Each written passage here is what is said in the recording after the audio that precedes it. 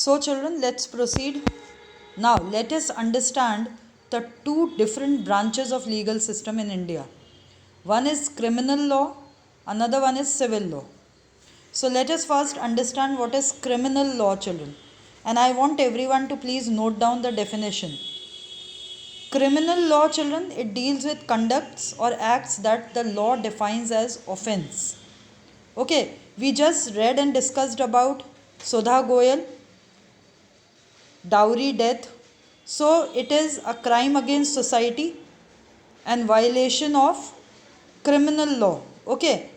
Another example can be theft, harassing a woman to bring more dowry, like the case of Sudha Goyal, murder. All this comes under criminal law. Okay. Now, in criminal law, children, it begins with the lodging of an FIR. You first need to file an FIR. That is, FIR, please note down, first information report, with the police. Then they will investigate the crime, after which a case will be filed in the court. Clear?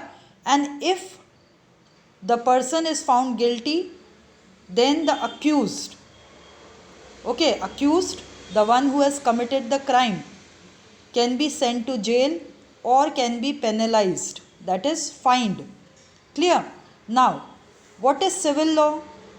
Civil law deals with any harm or injury to rights of individual.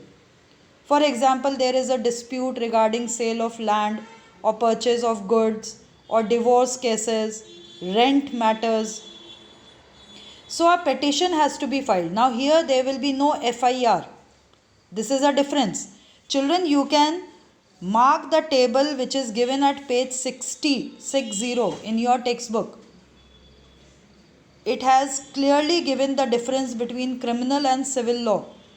So here in civil law, a petition is filed before the relevant court by the affected party.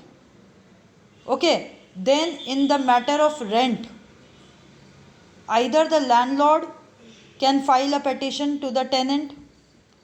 Okay. Then the court, it gives a specific relief asked for. For example, children, in a case between a landlord and a tenant, the court can order the flat to be vacated. That means the tenant has to leave the flat, or the tenant can be asked to pay the pending rent. Clear? So this comes under the civil law. Okay, and this table at page 60 is very important. So please learn it. Now children, a question comes that does everyone have access to the court? So yes, in India all citizens can access the courts in this country. Every citizen has a right to justice. Courts, they play a very significant role, especially when it sees that any law is going against the ideals of constitution or to protect the fundamental rights of the citizens. Okay.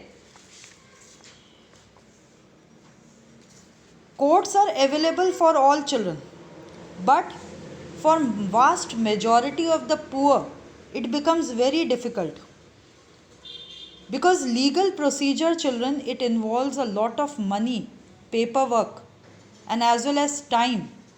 So for a poor person who cannot read or whose family depends on daily wages, it becomes very difficult. The idea of going court to get justice becomes remote for them.